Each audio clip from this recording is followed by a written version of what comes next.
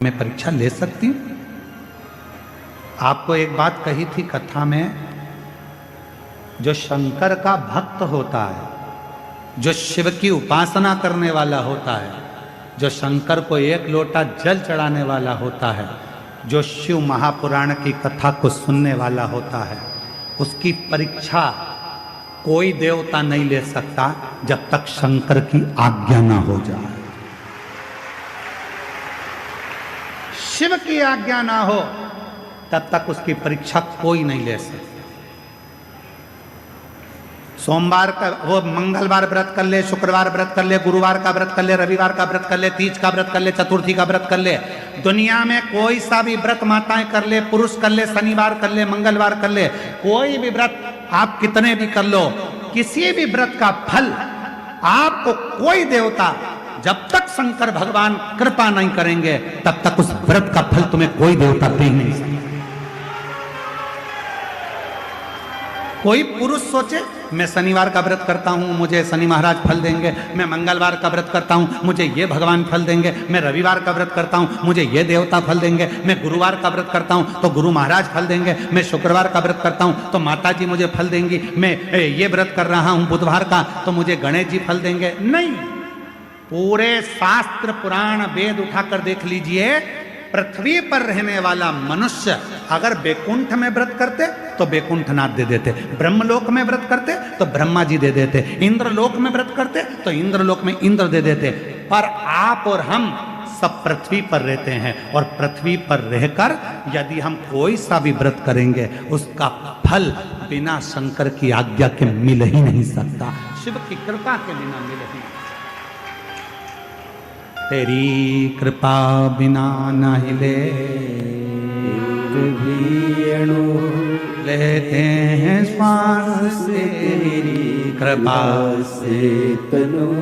बिना शिव आज्ञा के कुछ नहीं मिल सकता। तो भगवान शंकर से पार्वती जी आज्ञा ले रही हैं, आप बोलो तो मैं इसकी परीक्षा ले सकता हूं, मैं परीक्षा लूं पर आपको मेरा साथ देना पड़ेगा। शंकर जी बोले ठीक है, अगर मेरे भक्त की परीक्षा लेना ले ले, मैं तेरा साथ दूंगा, क्या चाहती है? पार्वती जी ने कहा आप ब्राह्मण बन जाओ, मैं ब्राह्मणी बन जाता हूं। ठीक है, और बोल, बस इतनी कृपा करना। पार्वती जी बोली मेरी जो सवारी है शेर सिंह, वो पकड़ने के लिए आएगा, आप और हम दौड़ेंगे, राजा भद्रायु के सामने जाएंगे। ठीक है, शिव जी ने कहा ठीक है, जैसी तेरी मर्जी।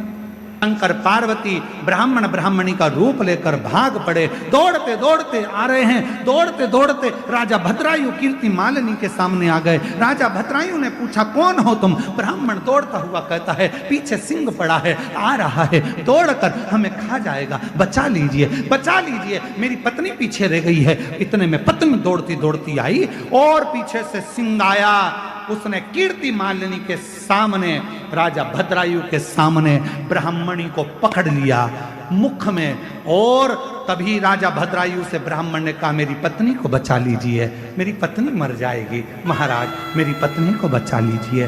राजा भद्रायु ने बाणों को उठाकर साधना प्रारंभ करा।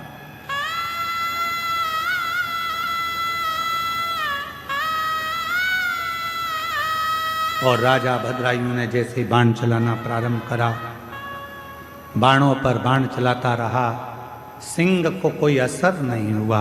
बड़ा भयंकर सिंह था, शेर बड़ा भयंकर था, कोई असर नहीं हुआ। तब आखिरी में वो शेर ब्राह्मणी को मुंह में पकड़कर घसीटता घसीटता जंगल में ले गया। जंगल महाराज बाबा देवाधिदेव महादेव परीक्षा बहुत लेते हैं। आज राजा भद्रायु की जो परीक्षा चल रही है, ये परीक्षा साधारण नहीं है, बहुत परीक्षा। पर चिंता मत करना, हिम्मत मत हारना। जो व्यक्ति जिंदगी में हिम्मत नहीं हारता, फिर देवाधिदेव महादेव उसका हाथ पकड़कर उसकी मंजिल तक छोड़ कर की उदारता किसको कर, शिव नाम किसको कर। महाराज शिव परीक्षा बहुत है। मेरा वो घरदानी परीक्षा हो।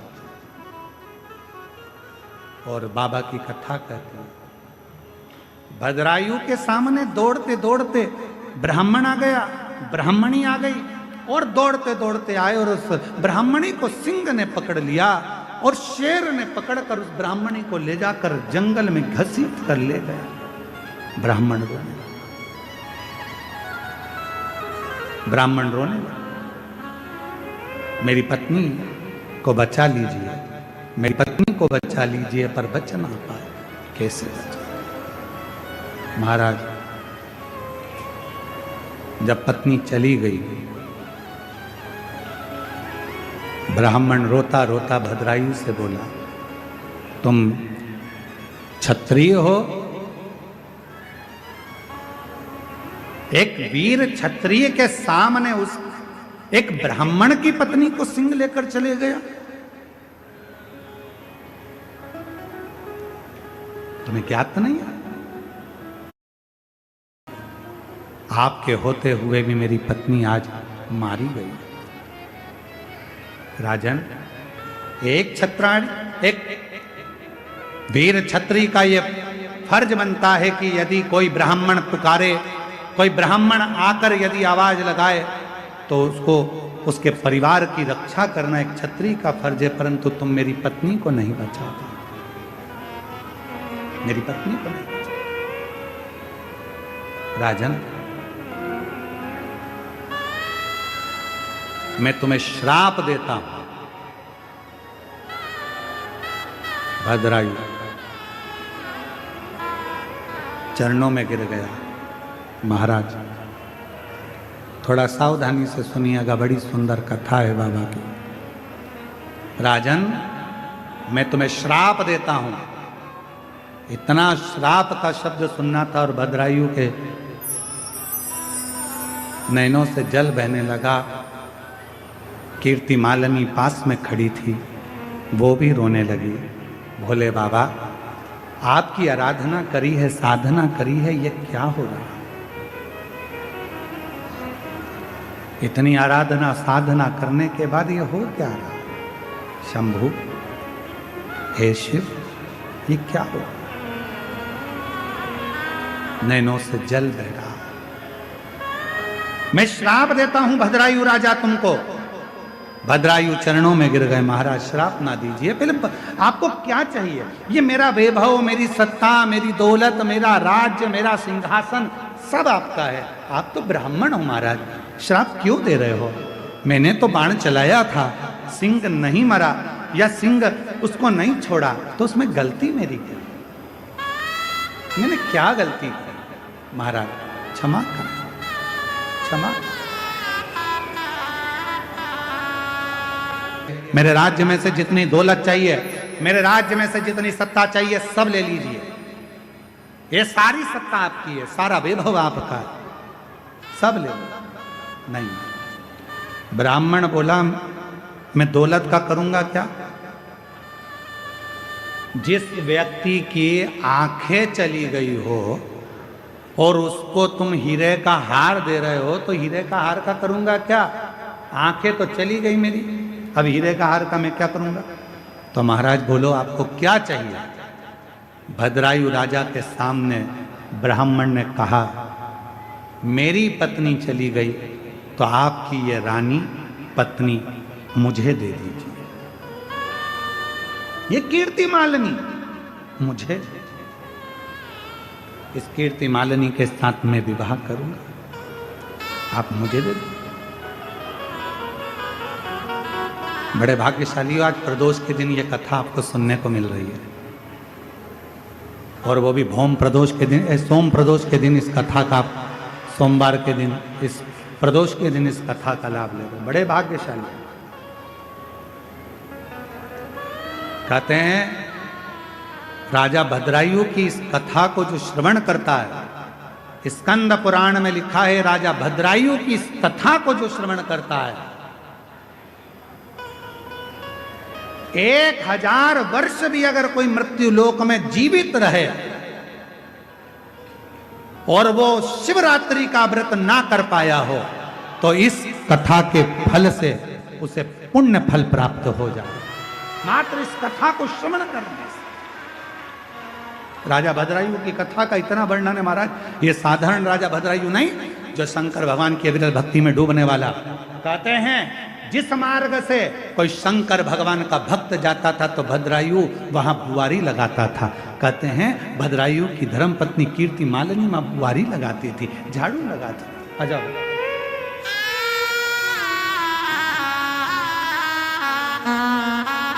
राजा भद्रायु हर तरह से राजा भद्रायु हाथ जोड़कर कह रहे हैं आपको क्या दूं राजन, जो जिसके नेत्र चले गए हैं उस नेत्र विहीन को यदि तुम हीरे का हार दोगे, ये गाड़ी, ये बंगला, ये धन, ये दौलत, ये संपदा, ये सत्ता यदि आप दोगे तो वो किस काम का? मुझे अगर देना चाहते हो राजन, यदि मुझे देना चाहते हो, आपकी धर्म पत्नी कीर्ति मालिनी को मुझे दे दीजिए। कीर्ति मालिनी? राजन कहते हैं महाराज आप ब्राह्मण कुल में जन्मे हो, आपके गुरु ने आपको गुरु दीक्षा दी, आपको मालूम नहीं है? पर स्त्री पर अगर निगाह भी दे दी जाए तो हमारे जीवन का करा हुआ सारा पुण्य समाप्त हो जाता है। क्या आपको मालूम नहीं है? क्या ब्राह्मण होकर आपको ये ज्ञात नहीं है कि पर स्त्री पर अगर निगाह दे दी या पर स्त्री को अपना बनाने का प्रयास करा तो हमारा पूरा पुण्य छिन्न हो जाता है, हमारा वैभव छिन्न हो जाता है? क्या आपको मालूम नहीं है महाराज? ब्राह्मण कहते हैं कि महाराज हमें सब मालूम है, परंतु मुझे तो अगर कुछ देना चाहते हो तो अपनी धर्म पत्नी कीर्ति मालिनी दे दो। कीर्ति मालिनी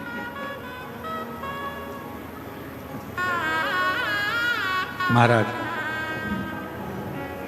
खूब समझाया भद्रायु ने, पर ब्राह्मण मानने को तैयार नहीं हुआ। आखिरी में कीर्ति मालिनी खड़ी थी, आंखों से आंसू गिर रहा था, नैनों से अश्रु बह रहा था, जल नैनों से आंसू।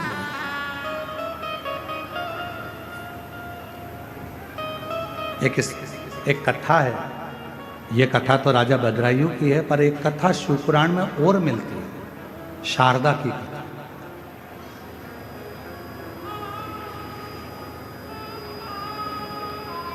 कई लोगों के हृदय में प्रश्न अड़ जाता है, कई लोग हमारे पास में आकर प्रश्न करते हैं, आप कहते हो 50 साल की स्त्री हो गई उसको बच्चा कैसे हो सकता है? कई लोग कह देते हैं कि वो जब उसका रजो धर्म ही नहीं आ रहा तो उसको बच्चा कैसे हो सकता है? आप कहते हो 40 साल शादी के हो अगर उसको बच्चा हो गया, ये कैसे हो सकता है? कई लोगों के दिमाग में ये प्रश्न पड़ा रहता है, तो मैं उनसे निवेदन करूंगा एक बार स्कंद पुराण और एक बार शिव महापुराण को गीता प्रेस गोरखपुर की लेकर आना, पूरा पढ़ना। उस शिव पुराण में एक चरित्र ऐसा भी आता है, शारदा देवी का चरित्र आता है, जो शारदा जिसका विवाह हुआ और विवाह की रात्रि को ही, विवाह का रात्रि का समय था, संध्या पड़ रही थी, पति पत्नी को कक्ष में छोड़कर बाहर पानी लेने गया था, उसके पति को सर्प डस लिया था। शारदा का चरित्र। और पति मर गया विवाह की प्रथम रात्रि पर। पत्नी, सारा परिवार रोते रोते भाई बंधुओं ने निकाल दिया, ये विधवा हो गई, विधवा हो गई, विधवा हो गई, और उसको अपने बाप के घर, पिता के घर भेज दिया था उस शारदा को। ये शिवपुराण का चरित्र, ये स्कंद पुराण का चरित्र हम आज प्रदोष के दिन इसलिए वर्णन कर रहे हैं, आपकी जिंदगी में उतरे ये बात कि लोग प्रश्न खड़ा करते उसका उत्तर है इसमें। शारदा अपने मायके चली गई, बाप के घर रहने लगी। 3 भाई थे, भाभी थी। आज भैया भाभी कहीं चले गए थे। एक नेत्र से विहीन एक मुनि अपने शिष्य के साथ उस शारदा के घर आ गया था। शारदा। शारदा ने सेवा करी, मुनि ने आशीर्वाद दे दिया, एक विद्वान पुत्र तुम्हारे गर्भ से जन्म ले,